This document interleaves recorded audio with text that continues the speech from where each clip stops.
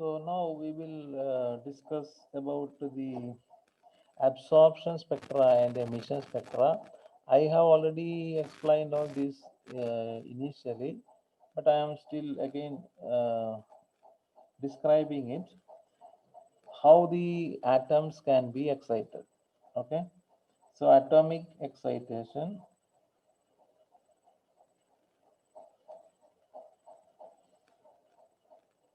and as a result you will we can have absorption spectra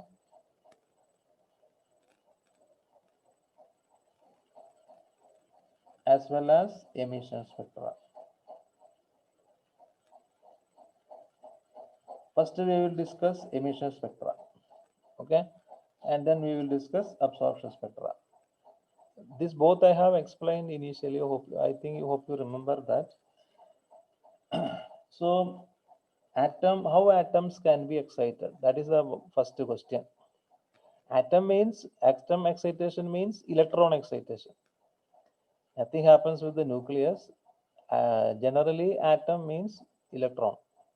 Okay, even the nucleus is there. Atomic excitation means electronic excitation.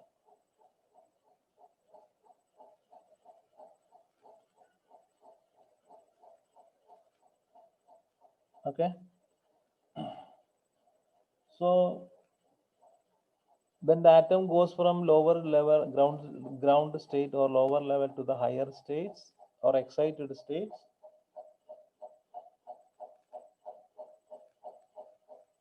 the as a result the atom emits the radiation. Okay, and that radiation is actually the a unique characteristic.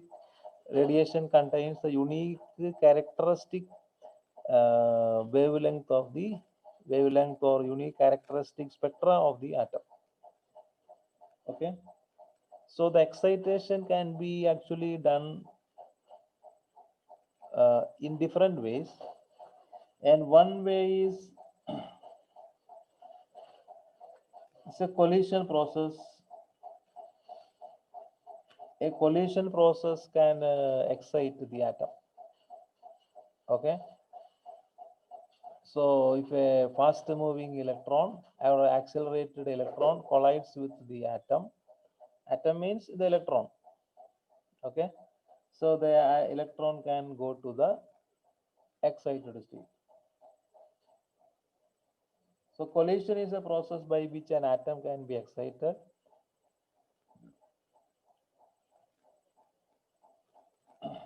Okay,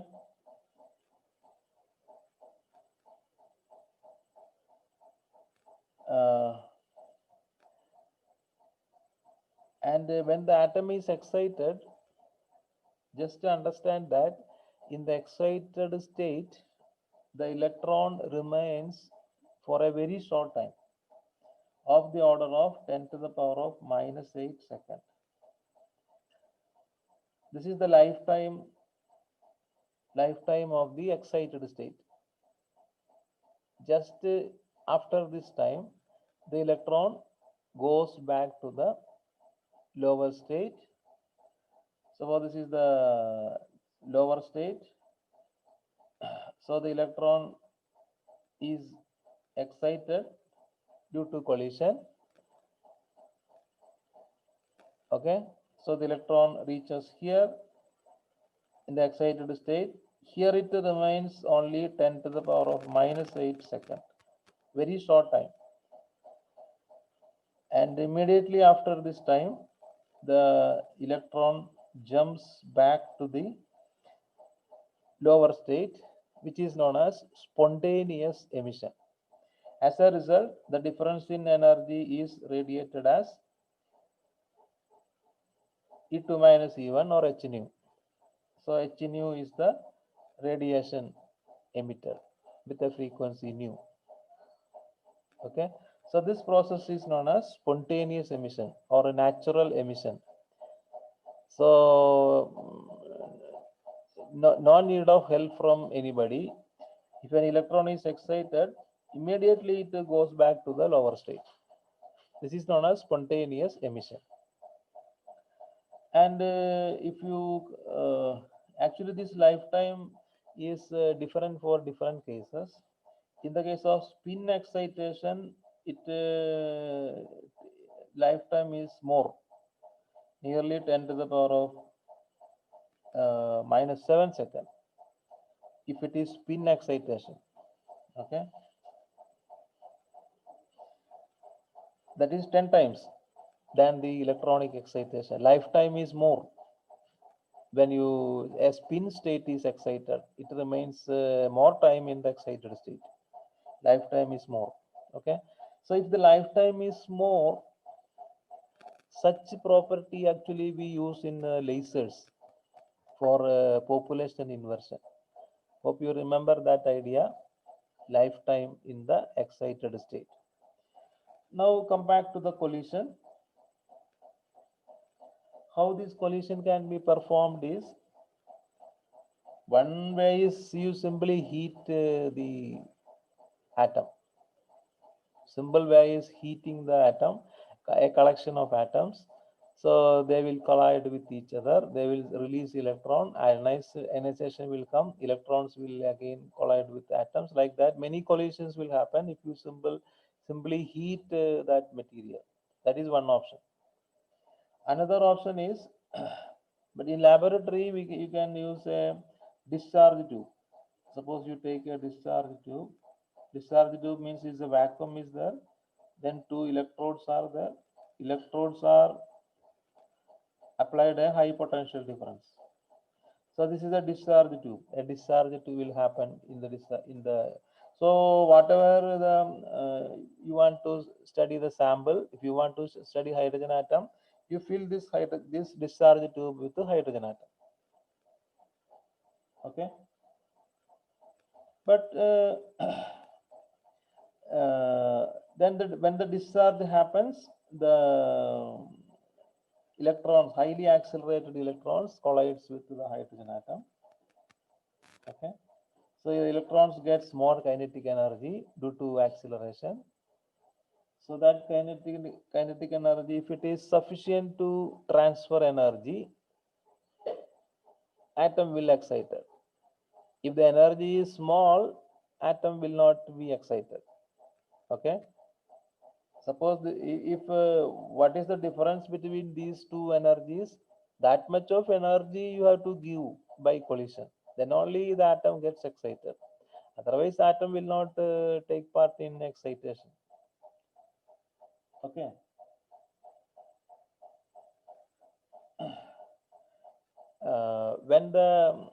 When an electron and atom or ion collides, actually the energy transfer will not take place. Energy transfer will take place, but that is minimum.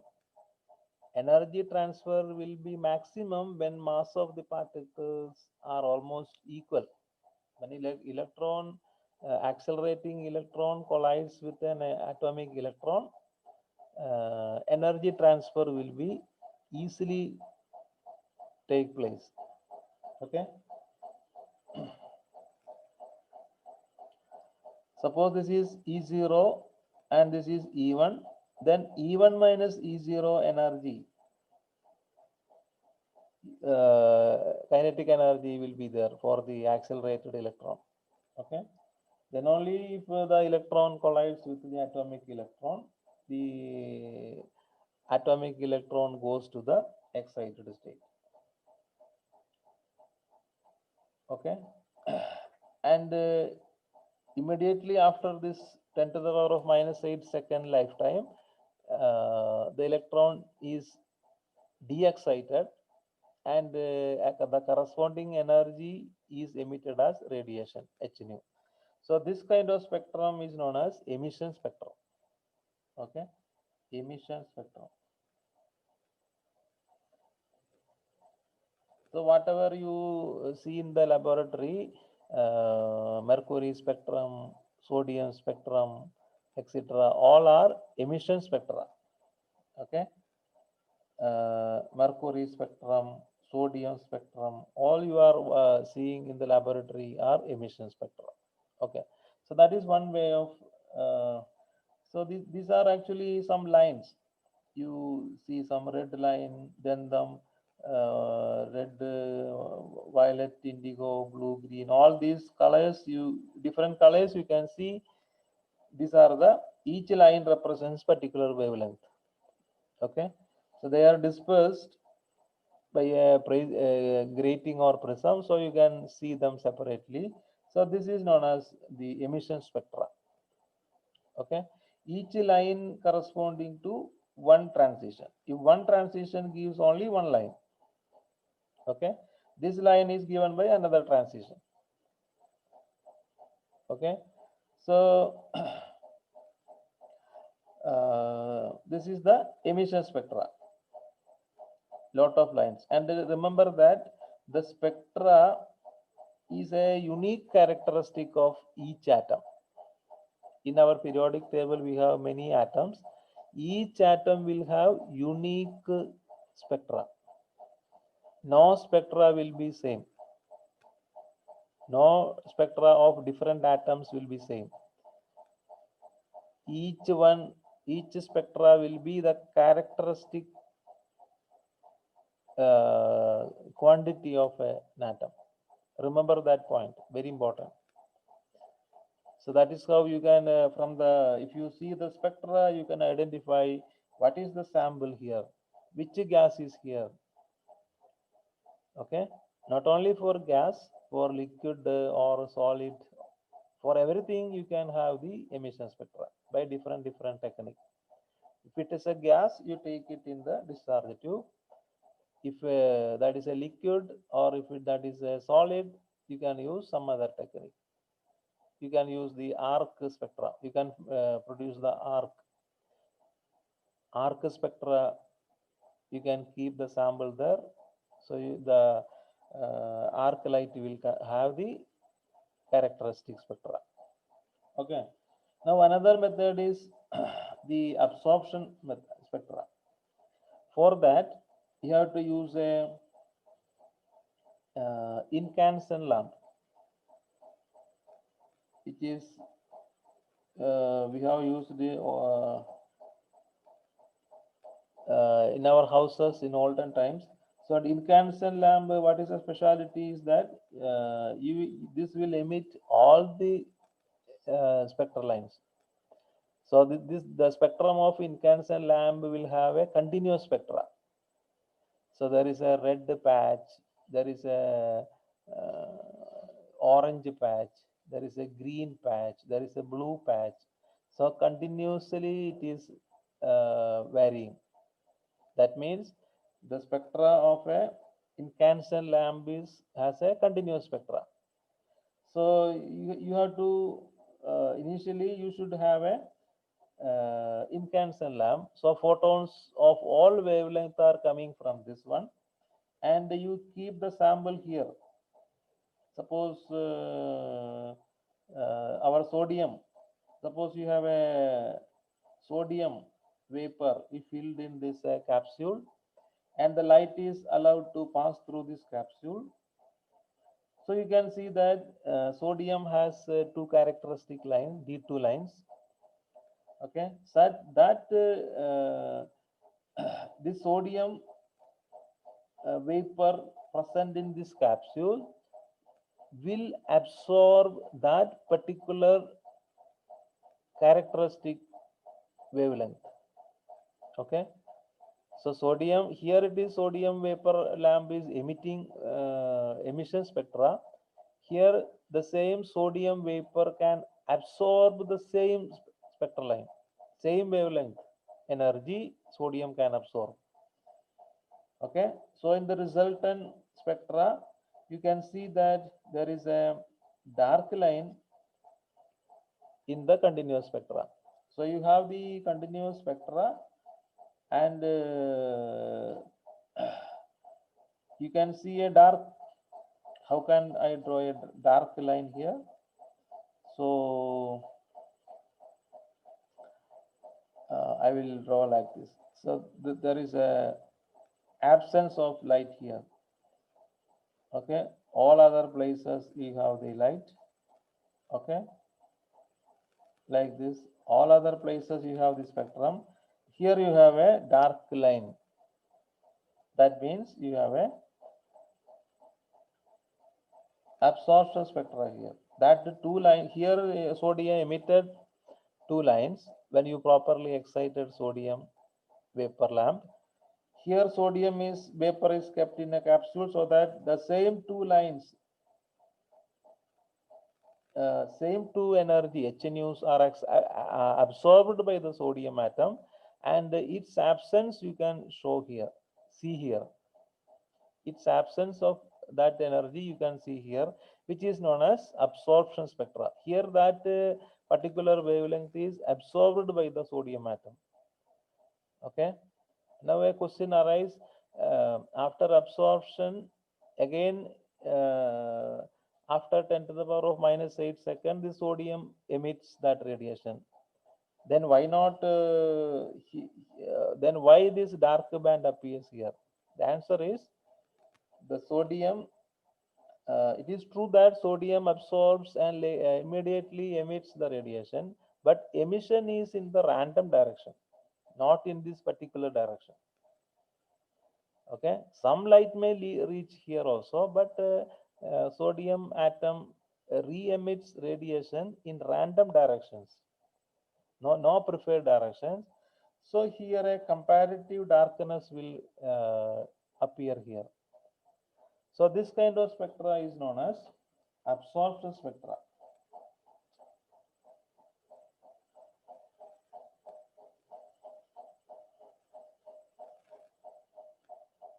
So for that you need a continuous spectra source. Here this was the spectra of this light contains all the wavelength, and the two wavelengths is absorbed by sodium. All the remaining wavelength will be present in the output. But here only the emitted spectral lines can be only seen. So that is the emission spectra. So you have to understand the emission spectra and the absorption spectra. Atoms can be here actually, emission spectra is produced due to collision, and absorption spectra is produced due to the absorption of photon by the sample.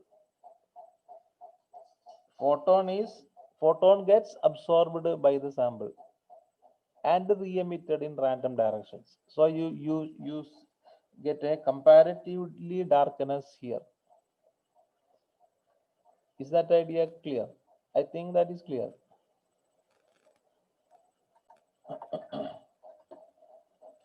Now let us one of the famous experiment, which is the Frank Hertz experiment, which is a Nobel Prize experiment. In 1922, Einstein got Nobel Prize. 1923, Niels Bohr got Nobel Prize, and in 1925, this Frank and Hertz got Nobel Prize for their experiment. Okay, and their experiment actually revealed the quantized nature of energy, and supported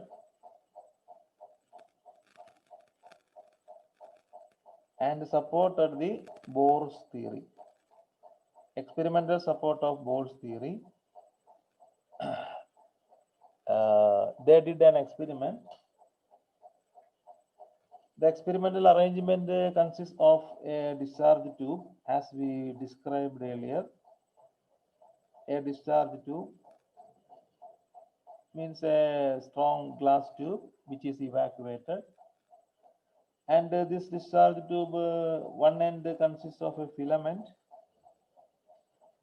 Okay, and you apply a voltage here, so that this filament gets heated and the electrons are emitted from the filament.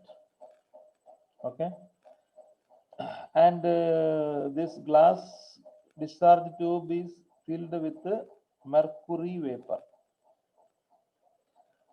They used actually different samples. So let us consider first the mercury sample, mercury vapor. Okay. And when these electrons actually they are accelerated by a varying potential. So from here you are applying a potential which you can vary. It's a variable potential, and there is a perforated grid is here.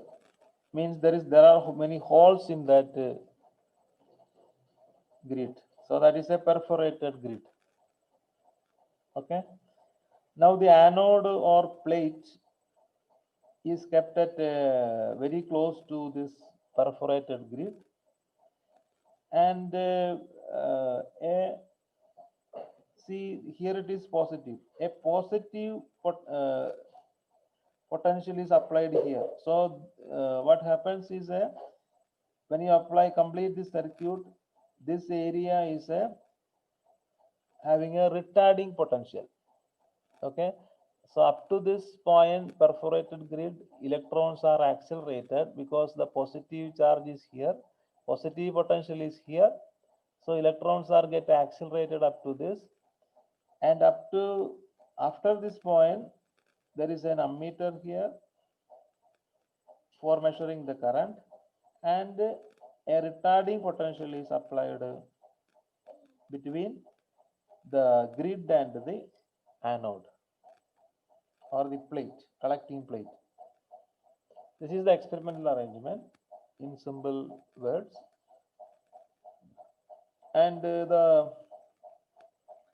this voltage can vary up to 40 volts, and this one is very small, nearly 1.5 volts. Okay, retarding potential is very small.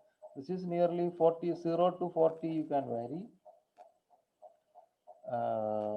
This voltage you can give any value just to heat the filament, and the filament filament emits electrons due to thermionic emission. After heating gets heated, it emits electrons. Okay, so this is the experimental arrangement of Frank-Hertz experiment.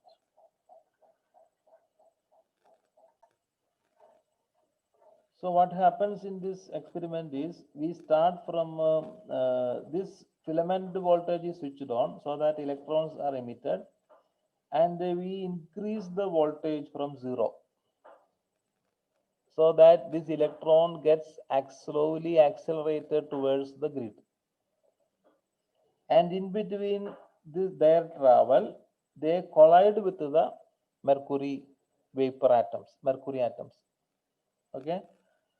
So suppose the kinetic energy of the electron is small. When the applied voltage is small, this electron collides with the mercury atom elastically, and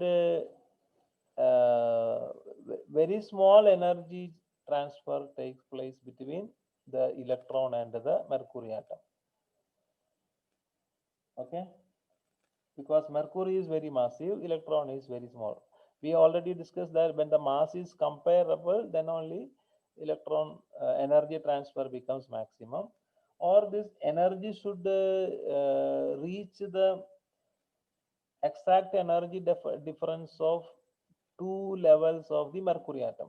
Then also energy transfer will take place. Now we gradually increase this voltage, accelerating voltage, so that the accelerating electron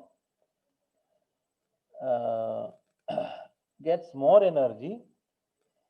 And initially, even if when the voltage is low, even the electron gets reached on the grid, but after that it gets retarded and does not reach the anode, so that current is initially very less. Only when the this energy of the electron is sufficient to overcome this retarding potential, then only they reach the anode. For that, you increase this voltage. Okay, so when you increase this accelerating potential, the electron gets more energy, more kinetic energy, and the electron uh, gets collided with the mercury atom and transfer the energy completely by inelastic collision. So when the energy was very low, it was elastic collision, and when the energy is sufficiently high, uh, corresponds to the two energy difference levels of mercury, E0 and E1. Let it be E0 and E1. So if the energy of the kinetic energy is greater than this difference in energy, so this exact energy is transferred to the atomic electron of the mercury atom. Okay, is the idea clear? So the collision takes place between the accelerated electron and the mercury atom, and if the energy is sufficiently high for the electron, then electron transfer the required energy for the excitation, and the mercury atom gets excited. Okay, so after, before and after collision, if you know the kinetic energy of the electron, then you can say whether collision is energy transfer is happened or not. Okay, is that idea clear? So let me explain it in this way. Suppose this is this voltage I am taking on the x-axis, plate voltage, and the current in milliamperes we are taking on the y-axis. Okay, so what happens here is that see, initially electrons are coming, and this is 1.5 volt. So initially if you increase this voltage, so this is some 5 volt, 10 volt, 15, 20, 25, 30, like that. Okay, 30 volts plate voltage. Okay, in volts. Okay, so initially you are increasing the voltage, so up to 1.5 or 2 electrons does not reach the plate, so the current is very less. Okay, initially. Now again you are increasing this one, accelerating voltage. What happens is electron gets sufficient kinetic energy, immediately inelastic collision happens, so that this excitation happens for the mercury atom. The mercury atom absorbs the energy, so that the electron, so actually the current increases initially up to this sufficient voltage, sufficient energy, and when sufficient energy is reached, immediately the energy is transferred to the mercury atom.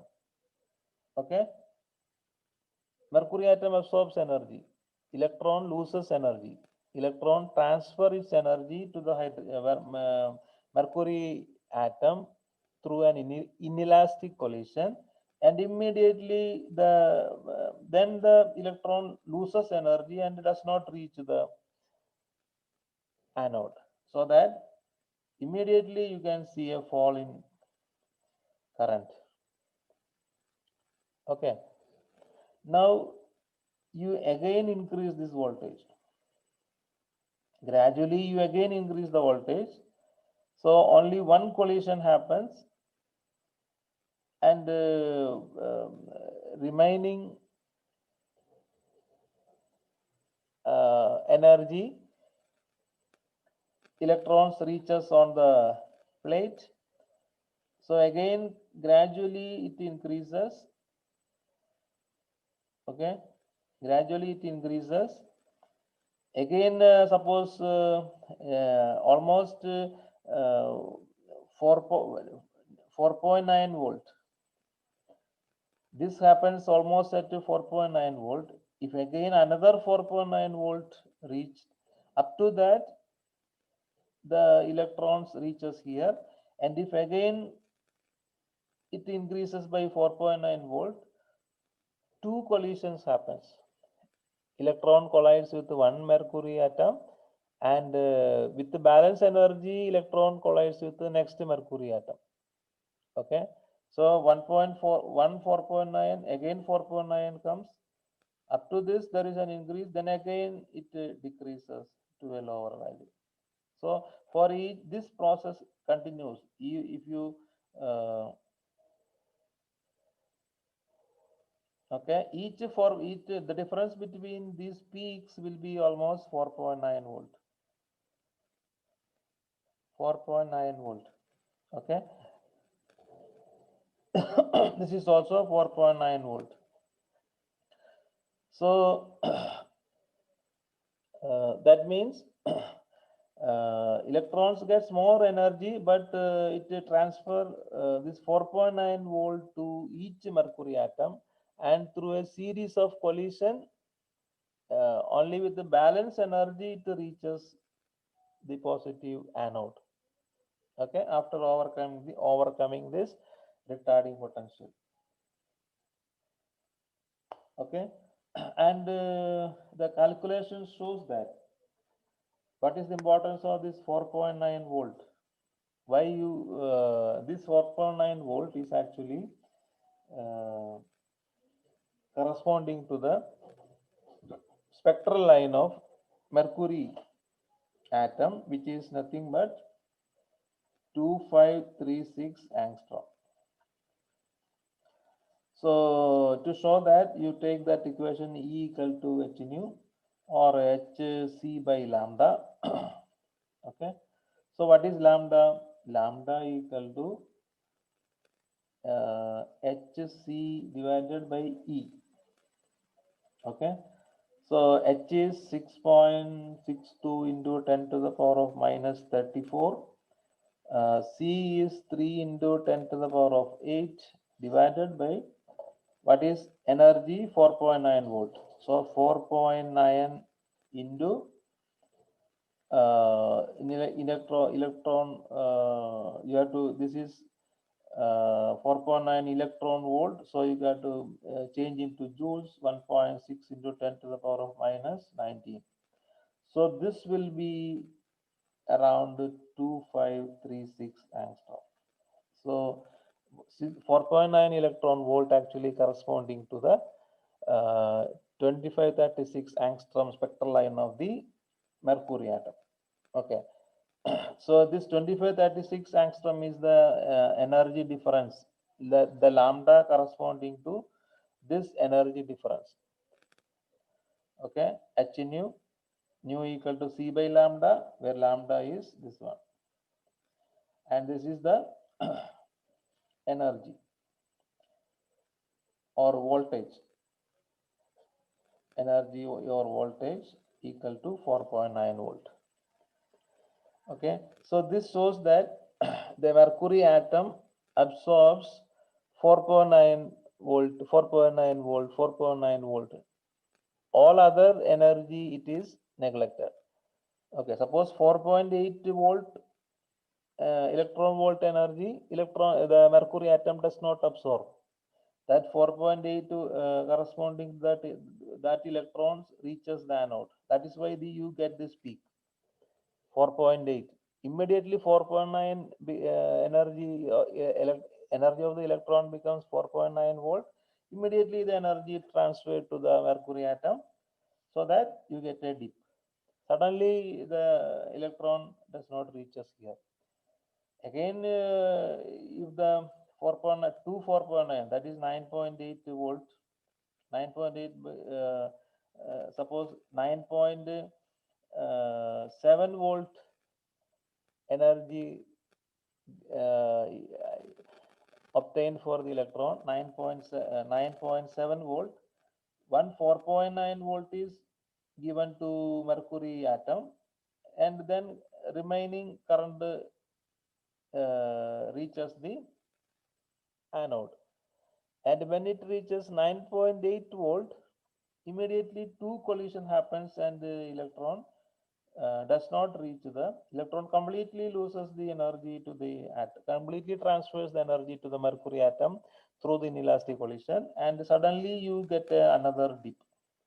So as you increase this voltage, the electron gets more and more energy, 4.9, 9.8, like that. So each time it gets multiples of 4.9, which is this corresponding to this lambda. That energy gets transferred to the mercury atom through inelastic collision. So this clearly shows the quantized nature of energy inside an atom. Okay, so that is the significance of this Frank Hertz experiment, and they also got Nobel Prize for successfully. They later they um, did the experiment with different samples. Instead of mercury, they have used another material, other gases, and for all gases, they found that this discrete energy is absorbed by the mercury atoms. Is that idea clear? See the first peak 4.9, 4.8 volt. No, no absorption, no transfer of energy. 4.8 volt, no transfer of energy. The electron reaches here after overcoming this retarding potential. Okay. When it immediately becomes 4.9 volt, energy is transferred, electron does not reach here. That is the idea. Okay. So I think that is clear. And with that, we end our almost all the topics. Okay. Thank you.